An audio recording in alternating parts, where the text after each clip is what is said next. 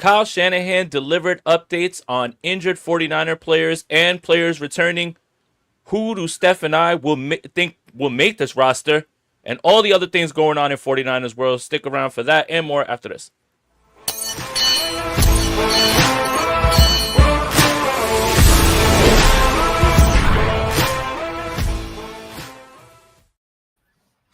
I'm Jason Aponte. That's Steph Sanchez. This is the Bully Ball Podcast on the Gold Standard Podcast Network, the only podcast that does not have a hyperextended knee. First of all, before we say anything, happy birthday, Estefany Sanchez. Oh my goodness, man. What a time to be alive. Great job, Steph. Happy birthday, man. Hey, look at that. Rob, thank you for putting that little slide thing together. Appreciate it. Thank you, Jay. Another year on this earth, another year for the 49ers to disappoint me like they do, but maybe this is the one. Why do you gotta go there? Why do you gotta do that? Someone sent out a tweet and they were like, oh, these next few weeks are going to be great. And I'm like, yeah, me before week 3 pisses me off all the way with this team. But either way, happy birthday, Steph. Turning 21 is a big milestone. I remember when I had my first beer. So it's really exciting for you as well. It sure is. And yes, 21, it feels great. Yeah, absolutely. 21, Deion Sanders' year. So I know we want to talk 49ers, but real quick, I got a chance. There's a picture up on that slide. You and Rob. I finally got a chance to hang out with Rob. That was pretty cool. There we go. How'd it go? It was great. Meeting Rob and everything. We Seattle Mariners. I tried to be cool and wear some Mariner stuff. I have a Ken Griffey. Ken Griffey's an absolute swag god in baseball, so it's not hard to have something for him. But I got to hang out with the boss man. But I want to say that Rob is an incredible person. But the most wholesome thing in the world happened at the game. So Rob's son is such a good, upstanding young man. Really sweet. They have this game where they pick a number of foul balls before, like it's a predetermined number where they said, I think his son said 46, if I'm not mistaken, meaning it doesn't have to go in the stands, anything that's a foul ball, whatever.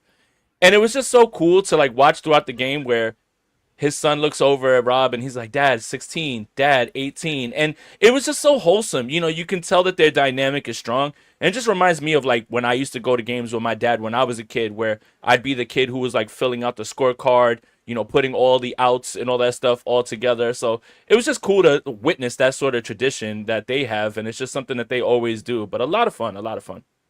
Yeah, that's awesome. I'm sure Rob preparing his son for the disappointment of being both the 49ers fans and a Mariners fan. So great dad. And speaking of that, while we were watching the game, we were watching the game on the phone, and it was a roller coaster, whatever. I think you guys all know what happened in the game and everything, but we did watch that first drive, and me and Rob looked at each other after that first drive was over, and it was like, get everybody out right now. It was like, everyone off the field. Okay, a lot of updates today. Kyle Shanahan and the 49ers were back at practice. The preseason finale, God help us all, against the Los Angeles Chargers. It's not like anybody's going to make up a bunch of narratives that are going to piss me off. But, hey, it's definitely something that has to happen. So, obviously, the big news, Dominic Pooney, doesn't sound like it's serious, but Kyle Shanahan wouldn't commit to week 1.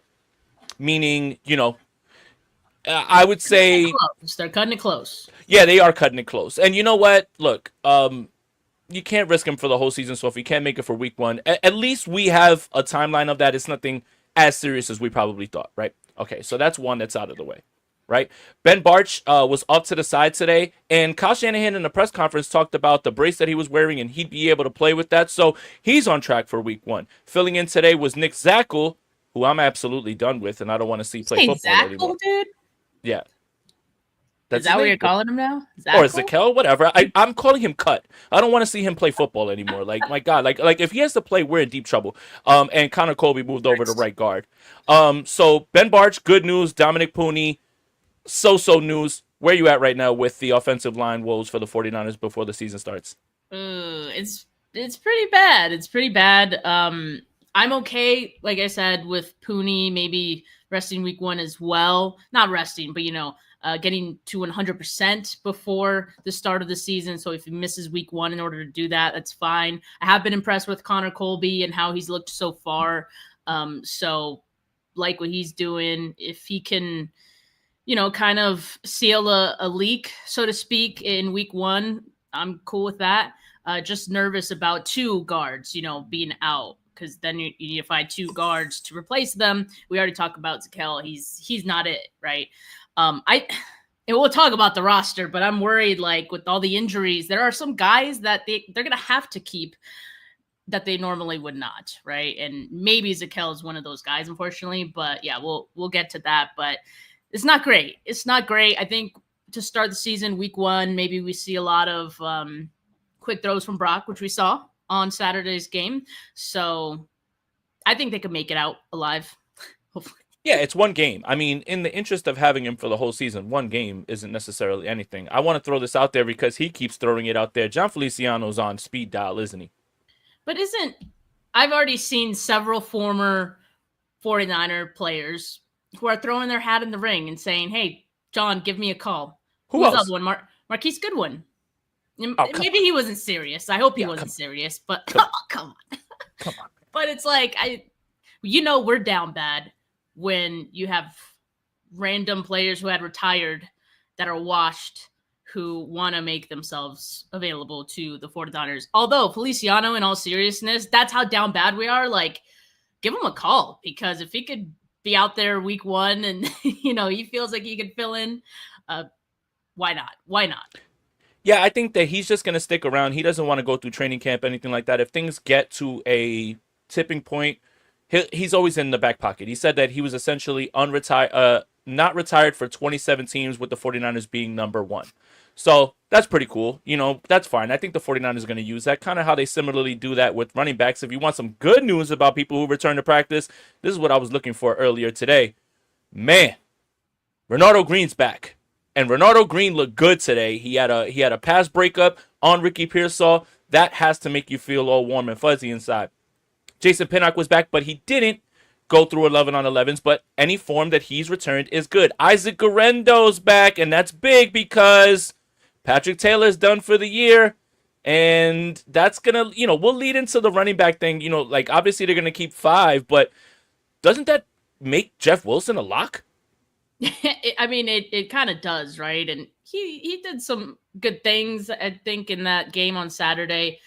He still has some left in the tank, although, God, I really hope they get it together with these injuries in the running back room, because it's ugly right now. I mean, the only solace I have in all of this is the fact that when Christian McCaffrey is healthy, and in week 1, like he will be, they only roll with McCaffrey, if we're being honest. Like, so as long as he's fine, we're good. But once you get past that, my God, the depth is awful.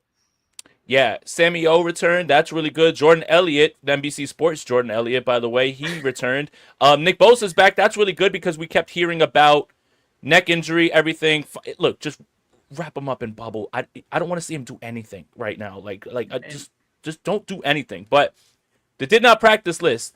Mac Jones, knee injury. That's why you saw the return of Nate Sudfeld. Sudfeld darts are back. Wake up, honey.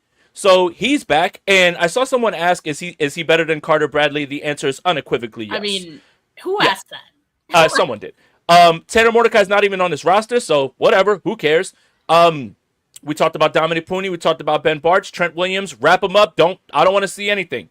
Kevin Gibbons still the peck. Fabian Moreau, we don't know what's going on. Corey Kiner, severe high ankle sprain. And I told high ankle sprain to drop the location because I'm not putting up with this again another year, man. Drop the location so we can settle this. This ends tonight, high ankle sprain. I'm tired of you.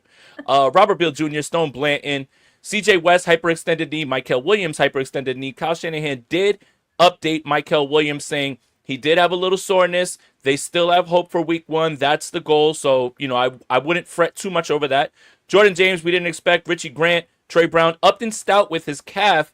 Now, Kyle Shanahan said they're taking it very slowly with him, and they expect to have him for week 1. That's a good thing. Jordan Watkins, still no update. Juwan Jennings, he said the same thing, with the calf, and they're being cautious. Steph, which of these non-practice players gives you the biggest pause or makes you, more worried?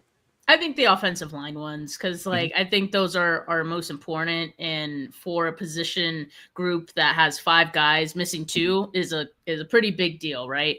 And you could say that about running back as well, wide receivers, but those are depth guys for the most part who are missing. Juwan Jennings, after what I saw from Ricky Pearsall, I think they'll be fine without Juwan Jennings if they need to. If this is a contract thing for Jennings, I still think he's going to be out there week one. And good to hear that Michael Williams should be coming back soon. Same with Upton Stout. I mean, two rookies that I'm excited to see. And as long as they're ready to go week one or shortly thereafter, we're good. Michael Williams, C.J. West, Upton Stout, Marcus Siegel, 4 potential rookie starters. That is something that I never would have thought that I've ever seen in a Kyle Shanahan led team. It's more push come to shove than it is a philosophy change, but you feel good about those guys.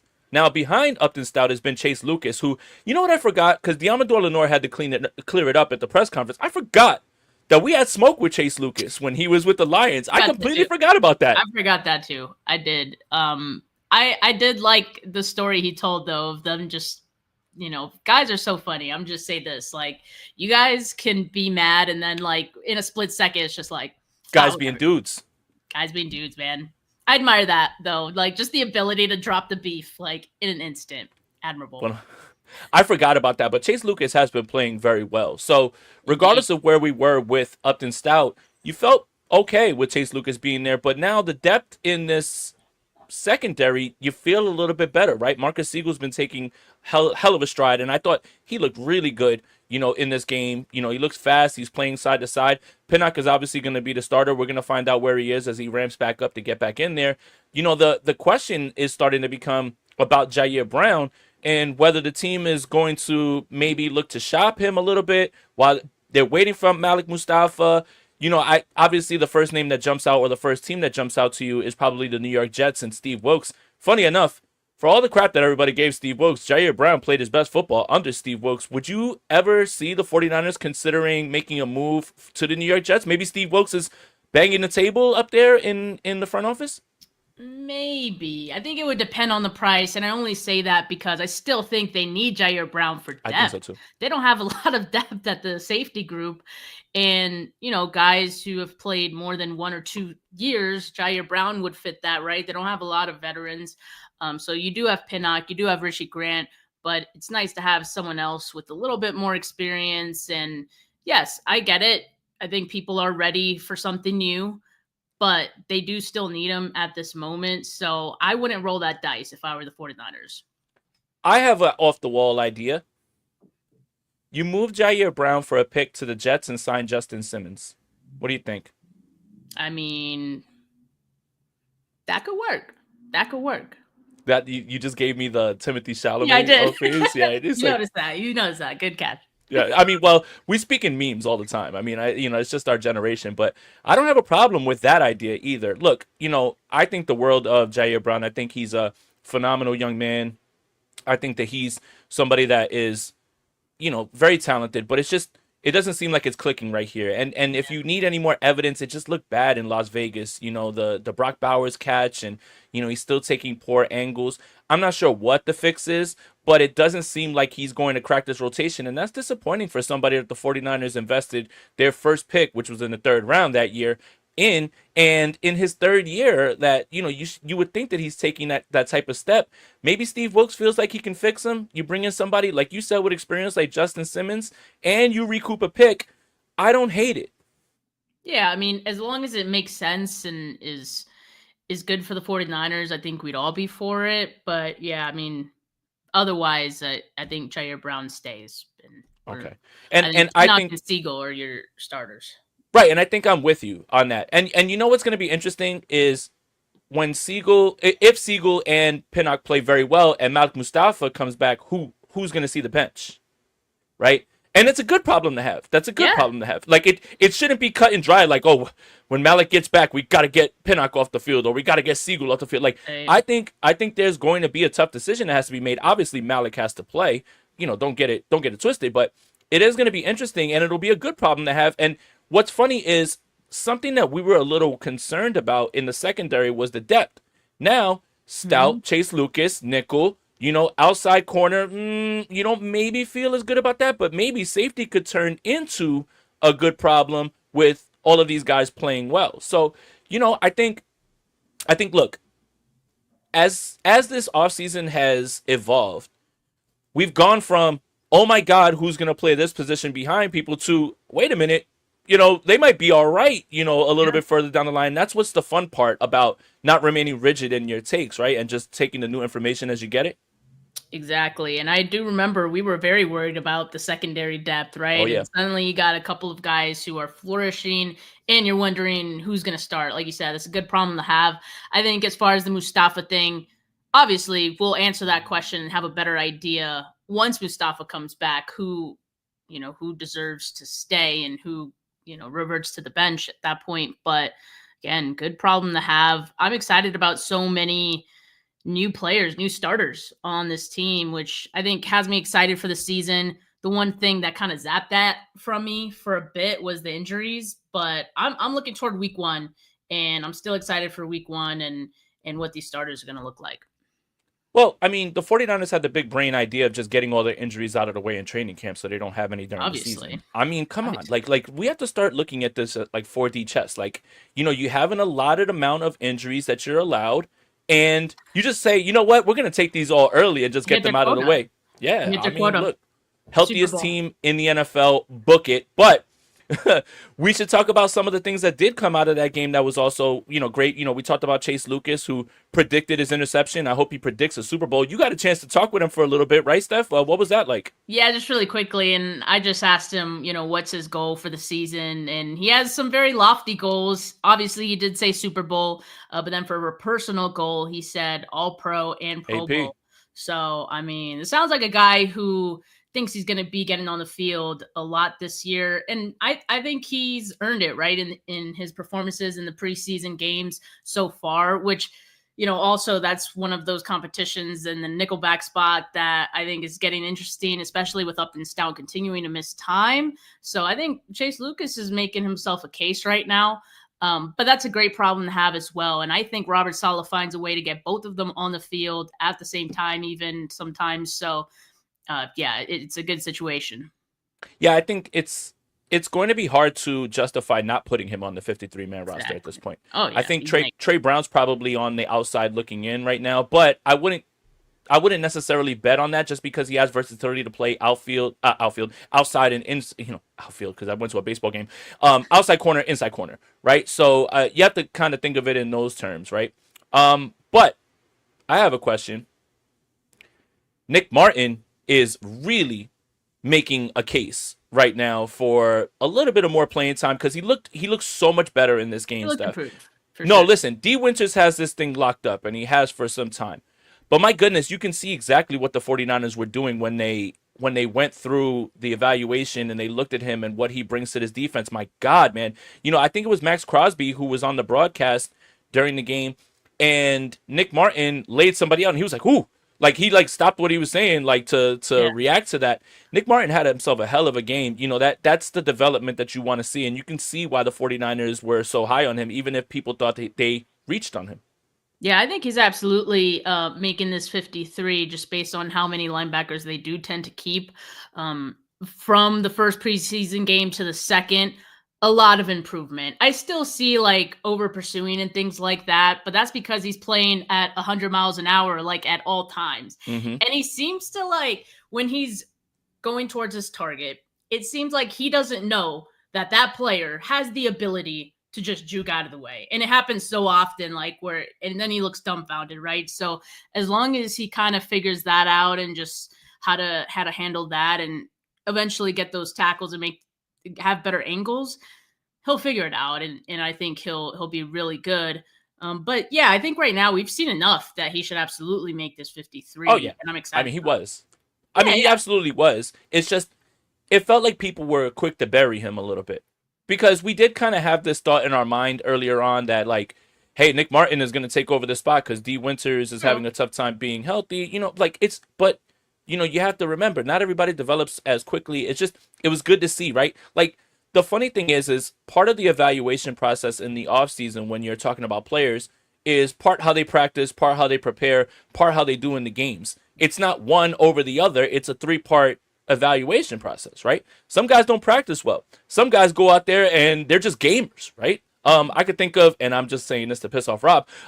Think about Jimmy Garoppolo, right? He had a tough time in practice. He's a gamer, man. You get him on the field. He's a Sunday guy. But no, it was nice to see that for Nick Martin. It helps with the 49ers depth. Tatum Batum actually had a really nice hit too as well. I think he hurt Ashton Jancy, right? He did for a second there. That was a hard hit. That was a hard hit he laid on him. So yeah, you got a lot of linebackers with a very similar mold. It's just the 49ers style. I love them all. But yeah, excited for Winters, and this is exactly what we need to see from him, right? Just him kind of taking hold of that second spot, and he really didn't leave any doubts. Yeah. And, if you didn't hear that, I'm going to repeat it. Steph Sanchez says she hopes all the linebackers have fun. All right, let's start with certain positions, and let's go through what we think. Again, this is roster prediction 1.0, based on the fact that, oh God, injuries could happen at any moment. We don't know who's going to be available, right? We saw Equinemius St. Brown and who's the other one? And Amir Abdullah were removed from the IR with the injury designation. So they're I hate to say it, they need the IR spots to keep people that they actually want to keep, which is actually really sad. Crazy. Yeah, that really is sad. So let's start at running back. Generally, the San Francisco 49ers keep 5. So I think Christian McCaffrey has a good chance at making this team. I think he's shown enough. Isaac Guerrero, Kyle Juszczyk, Jeff Wilson. They got to bring in another body, I think. And I floated out names. I think Jamal Williams is the easy answer. 30 years old, can pass pro, is somebody who's been a professional, very good in the red zone, just a veteran body. When you look around, I don't know if Keyshawn Vaughn's the answer. I don't think so as well. Yeah, it's just it's got to be somebody like that. And I want to pivot from that to this. The Brian Robinson thing, no thanks. Well, James, if he's healthy, if he's not healthy, they can't, and Abanaconda's a Green Bay Packer. The Brian Robinson thing I want to address real quick. Why would the 49ers send a draft pick to Washington when they're just going to cut him in a little bit? You don't even think he'd make the 53. Brian Robinson? I think he would, but I'm not going to send a draft pick for him. Look, I don't have as high of opinion other than the fact that he's played football games in the NFL. He was fine. Last year, he was under 4 per carry, and I don't know if anybody watched Washington last year. If you take out all the Jaden Daniels runs, they were horrendous running the football. Horrendous. And I just don't think Brian Robinson's a good fit for outside zone scheme. Yeah. And you're going to send a draft pick for a guy that is just going to be essentially a red zone battering ram? I'm good, man. If they want to sign him and bring him in, then he's absolutely, worth it. He's on his last year of his rookie deal. But I'm not sending a draft pick for Brian Robinson. I just don't think that highly of him. Yeah, and I mean, he's getting this spot taken by an undrafted free agent, and Krosky Merritt, and I have him in my dynasty league, by the way. Just got a nice move. You got Bill. Nice flex. But that's another thing. That's another thing, Steph. Think about that, right? This young man comes in. The job is his. They have Austin Eckler and Jeremy McNichols, and they're like, "We're good on you, Brian Robinson." Why do you think that is? Why would they do that? Why would they do that? Why would they do that? My thing is this, Steph. Early down production can be duplicated. Meaning, he's a first and second down guy. He offers you nothing in the pass game. And what do you have Christian McCaffrey for? Right. No, why? He wouldn't see the field. And he wouldn't see the field. To be honest, the only thing the 49ers need right now is just depth. I mean, you're basically waiting until Jordan James is back, too. We know he's going to be involved in some sort of fashion probably when he's healthy, so he's making the 53 even though he's hurt right now. But so you're just counting the days before someone else comes back, and then whoever depth guy makes the roster, it's you could do without him. So Brian Robinson, anyone else that they sign is really going to be at the back end of this depth chart in the running back group. And we already mentioned Jeff Wilson Jr., which I think they're comfortable with because he's already familiar with the scheme, Kyle Shanahan, and everything else. So, I mean, it's not really a conversation in my opinion. and Nick Wagoner had a really no, I think it was Dieter Kurtenbach actually that had a really really interesting tweet note that Jeff Wilson blocked Nick Martin into the shadow realm, I believe is what that was called. And he said that Nick Martin spent the last few reps on his backside. So, again, look, Yeesh. who do you trust, right? And this kind of puts you in this perspective of like, yeah, I want the 49ers to go after this guy. The 49ers are going to add players to this team at running back in a certain positions that are just going to be guys off the street, Yeah, right? Like it's exactly. just and here it is, Dieter's tweet. Jeff Wilson blocked linebacker Nick Martin into a shadow realm. 45 ended a handful of reps on the ground. That's great. So when we're talking about that, that's why I'm thinking of somebody like a Jamal Williams, right? Like this idea that you should trade valuable draft capital when you have to really still have all those picks. You should be looking to add draft capital, not send it away. You need as many picks as you can because you don't know what's about to happen. You're about to lose your right tackle who's going to get an above market deal. Who knows what's going to happen? What if you need a new left tackle because Trent Williams decides to retire? Like adding to sending away draft capital just doesn't seem smart. And especially for a guy who is not going to see the field, doesn't offer you anything in the passing game, Exactly. and it's just a first and second down guy. So as of right now, let's just say we run under the pretense that Jordan James is going to be healthy. James, Juszczyk, Wilson, Garendo, McCaffrey. You feel good about that There you five? go. Yeah. Yeah. Bummed about Kiner, but yeah. Yeah. I mean, severe high ankle sprain, that's fine. They'll be able to put him on IR, and hopefully they can stash him away on the practice squad. But again, by the time he comes back, we'll have a host of new injuries, right? In the running back room. Well, don't say So that. I know. I'm sorry. Not gonna put. Okay, wide receivers. This one is really interesting now. So it's very evident that Demarcus Robinson could be a solid player, and he's a very above average wide receiver. Is that fair? Yeah. Okay. So Ricky Pearsall might make this team. I'm gonna keep making that joke for like guys who wear locks. Juwan Jennings, Brandon Ayuk. Obviously, we don't know what's going on with him. He's clearly not gonna be ready for Week 1, so we do that. Demarcus Robinson, we got to find out what's going on with that suspension. NFL, if you're watching this, which I know you are because you demonetize any video that has all 22 on it. Can you hurry up with this already so we can figure this out? So we can figure out what this room's gonna look like. But Russell Gage, Robbie Chosen. And this is something that we never thought that we'd be talking about right now I know. because It's Russell Gage is only 29, but he's coming off a severe injury. He's looked very good.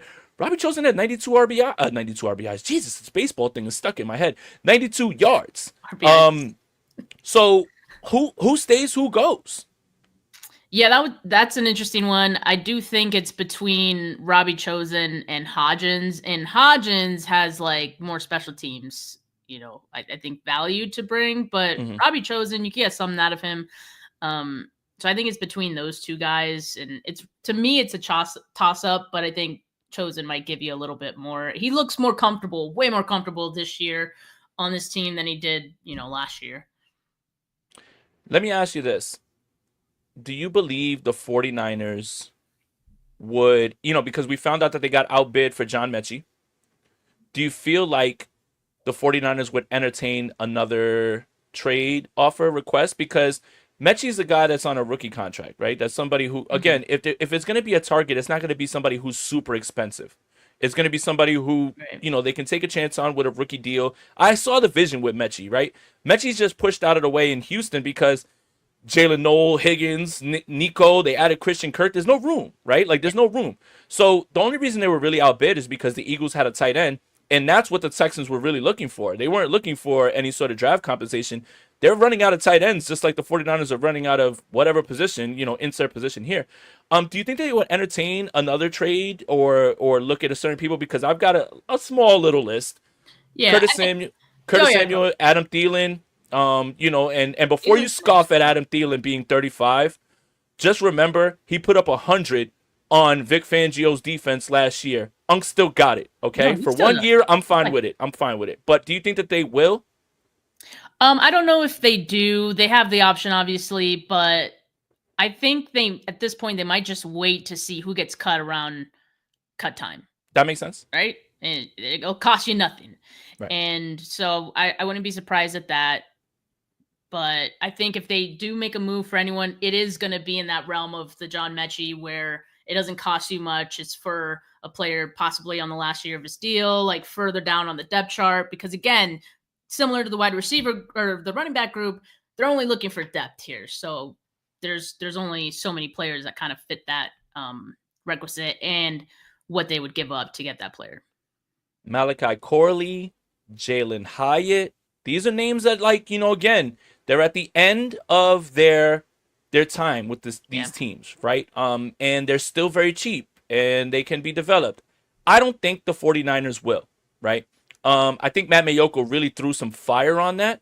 I mean, threw some water on the fire. Like, he just said, nope, I don't foresee I that saw at that, all. which I thought was surprising because like it was literally a day after the report that they were in on Mechie. So Right. okay, With Mechie, I think, again, his contract isn't small. He was taken in the second round, right? Like that's like a $9 million deal. Like right now, Curtis Samuel makes about $6 million a year from Buffalo. He might be on the outside looking in if you consider what they've got, going through. I don't think they're gonna cut him.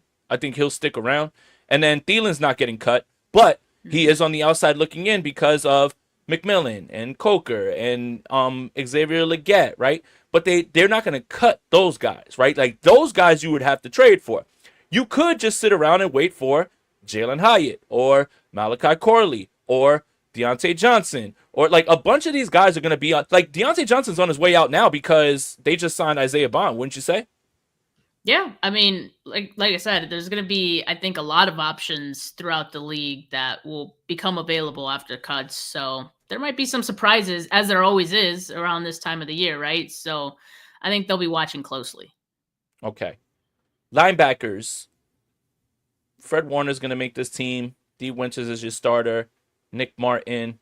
Tatum Batoon. Jalen Graham. Curtis Robinson's on his way back as well, too, and the 49ers really like him. How many do you think they keep at linebacker? I'd probably say 5, Mm-hmm. and you didn't mention Luke Gifford, which I think he has an inside track there too. Curtis Robinson, I did love a lot, before he suffered his injury last year, and I just haven't seen him kind of get back to where he Mm-hmm. was at that point quite yet. So I think maybe they kick that can down the road and, you know, maybe have him on the practice squad. Same with Jalen Graham too. I think there's still a little more I'd need to see from him, and I think I'd be comfortable having him on the practice squad. So I'd say Gifford probably gets that last spot. Chaz Surratt? Practice squad. Yeah, probably. And I think Gifford gets it just because of special teams. And that's what we Yeah. have to remember, too, about these wide receivers. See, we mentioned all those wide receivers, but we didn't mention Junior Bergen. Well, he just doesn't. He looked good in that one play in the first preseason game, but after that, and he's undersized, so just give him some time, I guess. But at the same time, it's like if not now, when is he ever gonna crack the the 53? All right, we have to do receiver over again. Okay.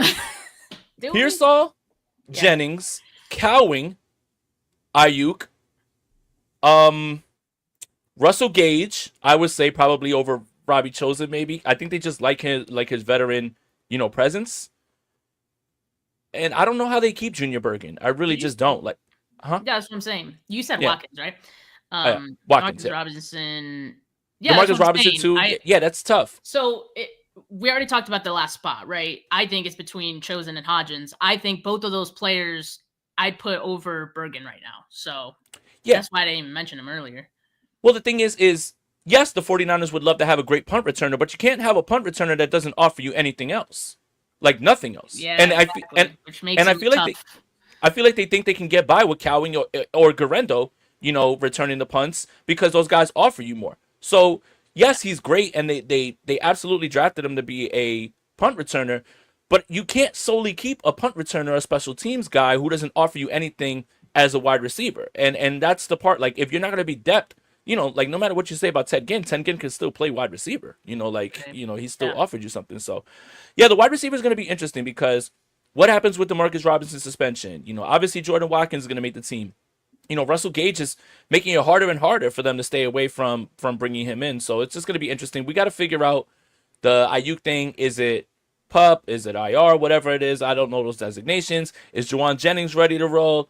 A lot of this is still up in the air. That's why we're talking through these predictions right now. They're not absolutely set in stone. Okay, cornerback. Ronaldo Green, Diamador Lenore, lock him in. Upton Stout, lock him in.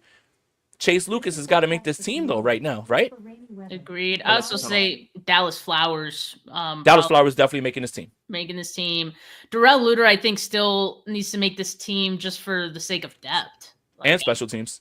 yeah, and I know people are like think that experiment is over and maybe to be a starter, but I think he's done enough to deserve a spot at least on the 53 as depth. So Jacob Robinson, practice squad, and I love him. but I think somebody's gonna take him. Ugh. Yeah. I know. I'd be so upset because they Well, this happened to them before with corners. you have to remember the entire NFL world is looking at the 49ers and waiting to see who they let go because they have built such a reputation of being But it's able to stack different. depth. It's different this year, though. Is It's it? different because I think so. I think Okay. teams aren't going to be looking at the 49ers the same way. That's not to say that they won't have one or two players poached, but I just don't think they're that highly viewed around the league right now just based on their roster because everyone look at how the national media talks about the 49ers. It's like, whoa, they got rid of everyone and like they had to bring in all these new people and their depth sucks. You know, It that sounds was like like the narrative. So like what what does it sound like? This sounds like Emmanuel Acho, who's just like, I don't know what they're doing. And I'm like, yeah, That's idiot. Like all of these players were ready to go anyway. Like, what are you dumb? everyone. I feel like a lot of people outside of the 49ers bubble, you know, kind of has that view on the 49ers though.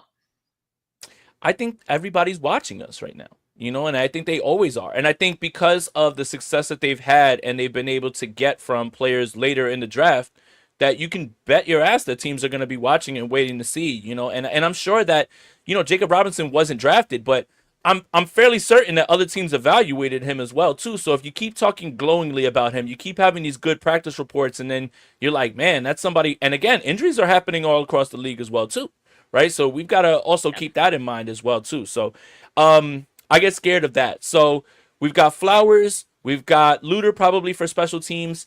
You've got Lenore, you've got Green, you've got Lucas, you've got Stout. So Is that they're gonna keep yeah, six, or how many do we think they're keeping? 6 or 7? they should probably keep 7? Okay. So maybe then, Jacob Robinson has a shot. Yeah. Yeah. That's so it's either him or Siren Neal, right? And he played corner today, by the way. Positional versatility. Mm-hmm. That may is be some something that they're value. looking to. But, it just depends on where they go. Like, again, if they keep 7 at corner, that's fine. That makes sense. But I wonder if they kind of keep him as a safety, then they can move around, stuff like that. We got to see. So that's what we think, at least for corner right now. What about safety? So Siegel, Mustafa, Pinnock, Richie Grant, Jair Brown. That's it, right? That's it, yeah. That's it, right? That's it. And the good thing is that Siegel can, play up, play down. You can move around. Like that's the other thing too. Is like we got to figure out what they want to do with him and what he's done. I think that's pretty consistent with what they're probably gonna go with. I don't know if let's see who else is on there. I don't know if anybody else is gonna make it. I think that's a good list. It probably Jalen Mahoney's fine. practice squad. Yeah, He's making the practice squad. yeah. So Grant, Pinnock, Brown, Mustafa, Siegel. That's it, right? Like that should be it, And they'll probably keep another one while Mustafa's getting himself ready. Okay. Defensive line. How do you keep Sebastian Valdez off this team right now? I don't think you can. You have to keep him on this team because I think he's definitely someone who would get poached by another team. And they might just be able to do it with all the other injuries that they're dealing with at the position. Yetur Gross-Matos, Kyle Shanahan said, haven't seen a lot of progress from him. So he could probably start the season, I don't know, on IR maybe? I'm not sure what his status is or how they feel about him. But there are ways that I think Valdez makes this roster, and I think they have to find a way to make it happen. Robert Beal Jr., for example, still hurt as well. Kevin Givens, hasn't returned yet. So those are, I think, opportunities for Valdez to sneak in. Valdez, Evan Anderson, Kalia Davis, C.J. West, Michael Samo Williams, Sammy O, Nick Bosa, Collins. Collins, who said him. Yeah. Yeah. It seems kind of pretty cut and dry, but Valdez is making it so hard to even say that it's a possibility that he won't. So Jordan Elliott's another one. It's all gonna boil down to who's healthy at this point, and the roster maneuvering, right? Yeah. Who's on pup? Who's on IR? How do we navigate this? Who do we think we can sneak on the practice squad? I just have a tough time seeing them. Kalia Davis is going to make this team. He played 13 games last year. Evan Anderson is somebody they clearly like, and they're going to need as a rotational guy. The Yetur Gross Matos thing, man, that's such a bummer because we had these visions of the NASCAR package and having his positional versatility playing inside and out. And now, for all intents and purposes, you could be looking at 3 defensive linemen, rookies, that'll be starting week 1 in base downs. So Oh, we forgot about Bryce Huff. Yeah, I mean, yeah, and he's a lock, obviously. Yeah.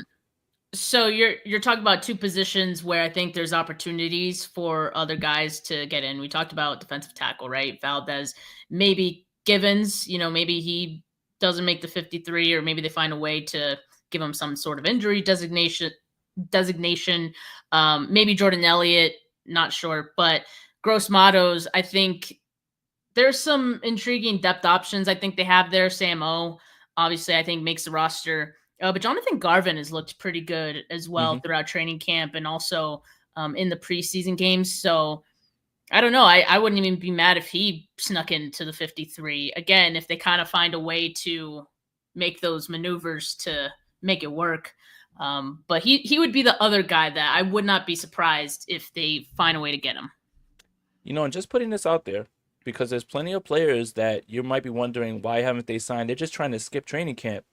Jadeveon Clowney and Zadarius Smith are still available to be added, and if you get them later on, prorate the salary.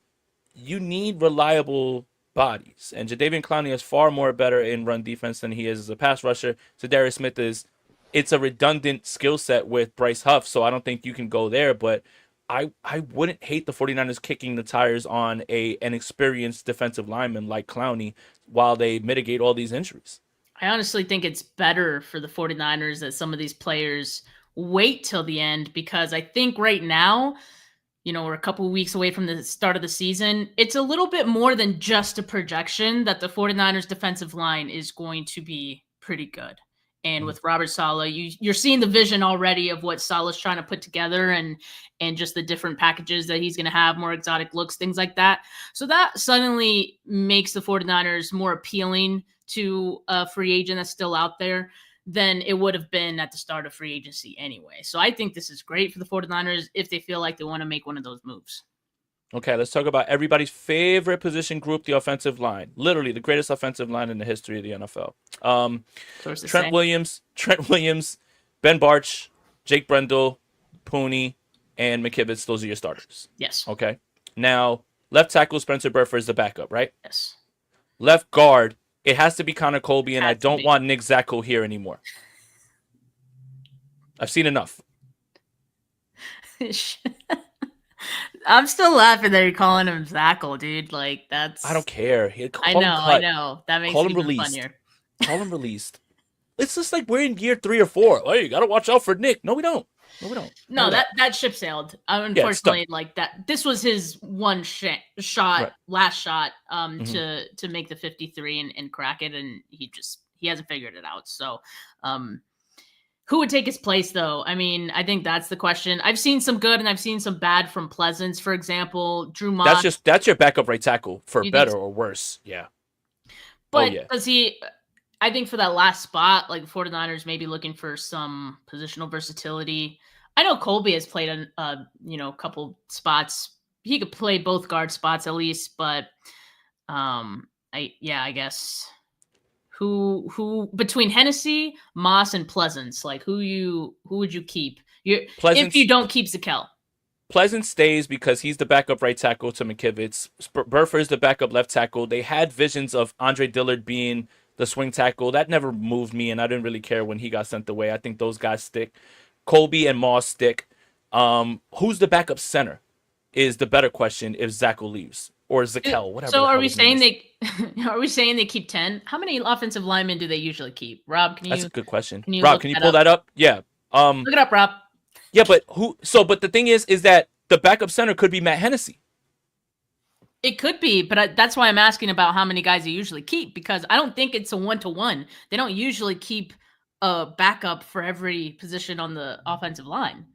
That's why they look for the positional versatility, because they have like 1 or 2 guys who could play a couple of different spots. And Connor Colby, like I said, could play both guard spots. You talked about Burford being left tackle, Pleasance, right tackle, but you need one other guy who could play 2 other spots, right? So not sure who offers Feliciano. that.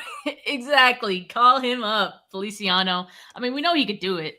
And maybe they are just kind of waiting because, he doesn't need to worry about all this preseason stuff. But I would be pretty upset after he went on, I think it was 95-7 the game, and he's been talking so much about the 49ers giving him a call that if like he signed with the Bills, like, dude, are you here to stay or like what? Like, just stop talking. Don't worry about it. But yeah.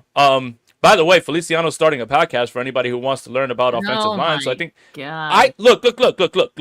If he's going to inform about the nuances of offensive line, I think every single person needs to tune into that, because that'll help you evaluate what. This will help you evaluate what you're seeing, so you don't just go blame Colton McKivitz when there's a blown, play from Pooney on the right side. It's nice for you to educate. Is it going to be entertaining? I don't know, but it could be informational, and that's all that really matters. It's not a wide receiver podcast, and that's all that really matters, I think. Man, let's just look. And I literally just spent all the offseason saying less player podcast, but I think this one could be good. It could be good. It could be like if it's along the lines of the QB school, but it's for offensive linemen. There's something in that. Because there needs to be something in that where someone is giving us the context that us, normal fans don't have. Yeah, I think it would be great. It's just, is it going to be entertaining? Right? Like, I think JT's really good at entertaining and everything as well, too. So he doesn't even need a guest. No, he doesn't. Right, so quarterbacks. 8 or 9. 8 or 9 was the 8 or 9 for quarterbacks. Line, so let's do it. Brock Purdy. I don't know, man. Mac Jones, Nate Sudfeld. Nate Sudfeld's your emergency third quarterback. Yeah, and like there was a long. Most of this offseason, I've been saying that I don't think the 49ers even need a third quarterback. But because of the Mac Jones injury and not knowing how long is he supposed to be out? He's just going to miss this week. He's fine for week 1. But you do have the emergency third quarterback because of the Brock Purdy rule. That player could be on the practice squad, can't they? Sudfeld. Yeah, so that's what I'm saying. Yeah. So I think it's just Mac and Purdy, and that's it for quarterback. And Jawan Jennings? What? former quarterback Jawan Jennings? Come on, man. Or former quarterback Kyle Juszczyk? Oh my God. I've been holding on to that one for so long. I've been holding on to that one for so long. Than I am. No, well, I mean, Jawan Jennings has to be on this roster because you do need a reliable quarterback 3. Like that makes a lot of sense, right? All right. God help me. Specialists. Do it, Rob. Nope, he don't got it. He's going to. Kicker update. Steph, go. Kicked his ass off.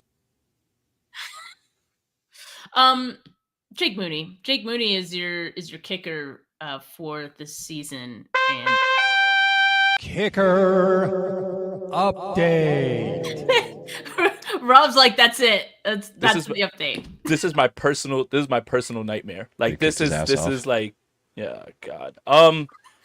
Morstead's the punter, and Weeks is the long snapper, right? Yes. Did you see Morstead cross himself before the kick? Yeah. Brain before the kick? Yeah, I think we all were. Look, just because there's not another kicker on here doesn't mean that Jake Moody's out of the woods. If he goes full meltdown in any of these games, you better believe Greg Joseph is going to get called. So you're not out of the clear. Here we go. What's he doing here?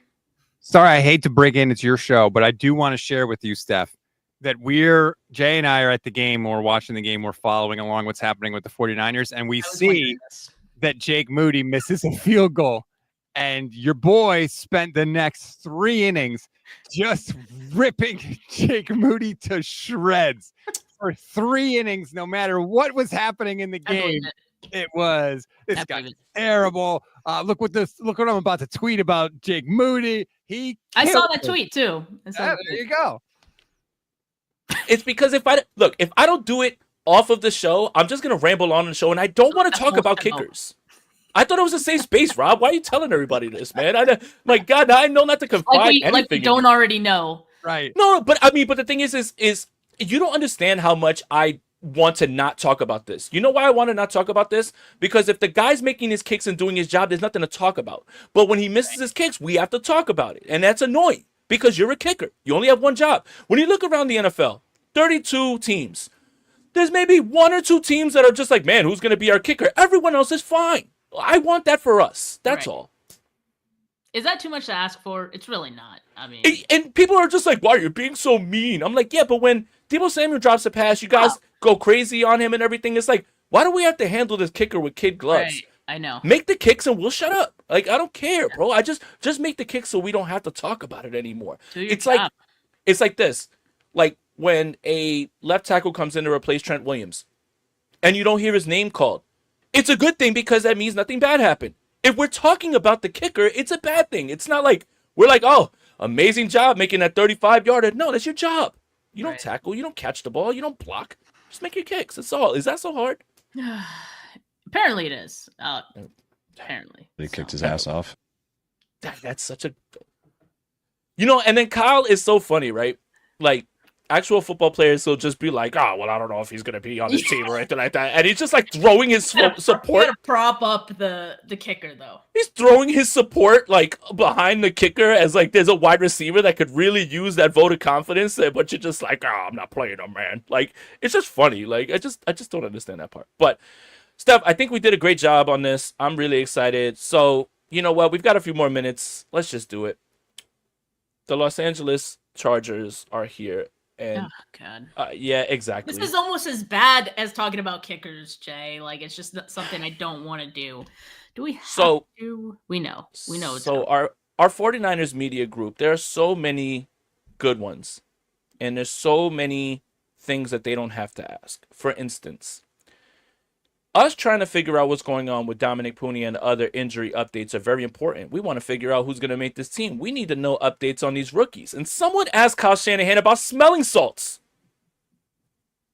And you don't want to let us get in and ask, you don't want to give us a credential because we're going to ask crazy questions. Someone asked him about smelling salts.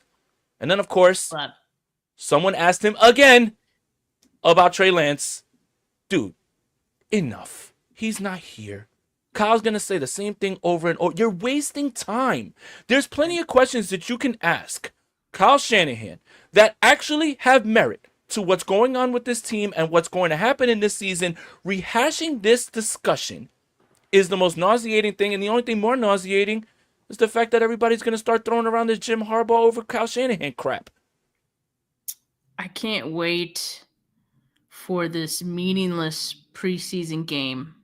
Yes. To talk about a meaningless quarterback discussion with meaningless stats.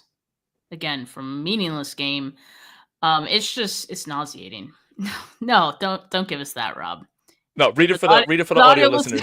Yeah, for the audio listeners, we got a banner that Rob just put up here that says Trey Lance season loading. Good for Lance. I mean, it's not even anything against Lance. It's just like, can we move on because he's not on this team anymore? As Jay said, we've gotten the same answer from Kyle Shanahan. It's not going to change at this point. Let's just let it be and let's just move on, please.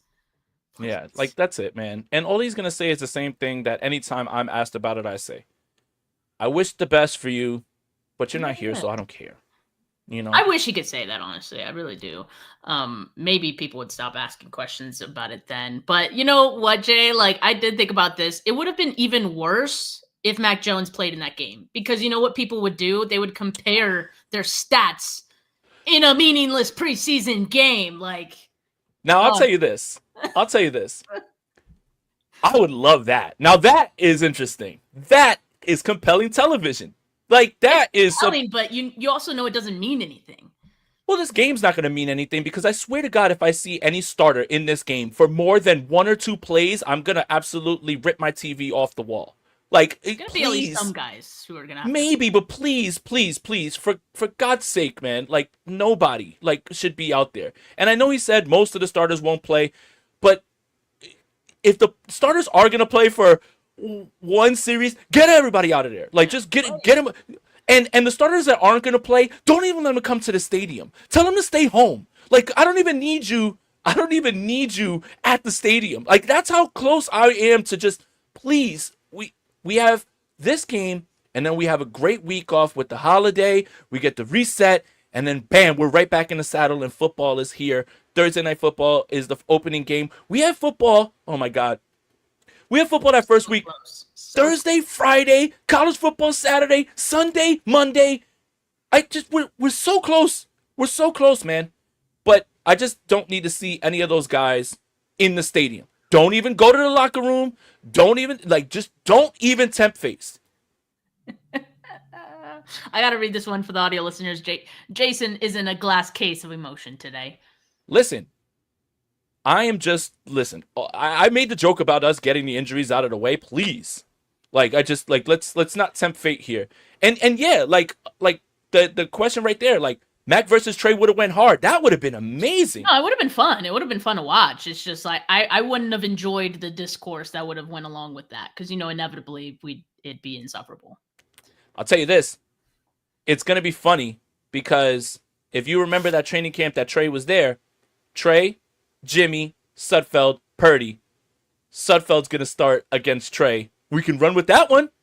I kind of wish that we knew how much lore we would have on all of those players, like while that was happening, because I feel like we would have appreciated it maybe just a little bit differently. There is no team that entertains like the San Francisco 49ers. Like the Dallas Cowboys entertain, but it's a clown show.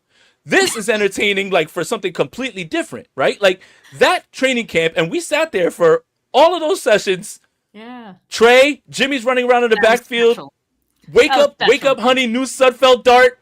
Who the hell's number 13? Like, that was such a chaotic training camp, man. They should have been on Hard Knocks that season. That offseason would have been so fire. That would have been the time. But unfortunately, playoff teams don't get it or anything like that. Although, I don't understand what that means if Buffalo's in it. Whatever, that's fine. But, yeah, man, there's no show like the San Francisco 49ers. Remember, we're not the content creators. We're the ones who just cover the content. The 49ers create so much content, and we are just lucky enough to be around for it. That's showbiz, baby. 49ers. Steph, thank you so much for joining me on your birthday. Again, happy birthday. I say this all the time. You're an amazing friend. You're an amazing analyst. You work harder than just about anybody who's out there. I wouldn't be able to do this show without you. You're incredible, and I just want to make sure that I let you know that right here, right now. Well, I appreciate you. And the best gift that you gave me today, Jay, was to not have to do this show with Rob. So thank you. Cooked his ass. All right. That'll do it for this episode of put one in there. That's so perfect. That'll do it for this episode of Bully Ball on the Gold Standard Podcast Network. Make sure you follow Steph on Twitter at Steph49K. Follow me on Twitter at JasonAponte2103. Make sure you are subscribed to the Gold Standard Podcast Network wherever you get your audio podcasts. Make sure you're liking and subscribing this video as well too. Check out Steph Sanchez's YouTube channel. Check out my YouTube channel. But make sure you like and subscribe to Gold Standard Podcast Network on YouTube as well too. Steph, we're close. Enjoy your birthday. Enjoy this week of overblown narratives. For Steph, for Jay, we're out of here. Peace.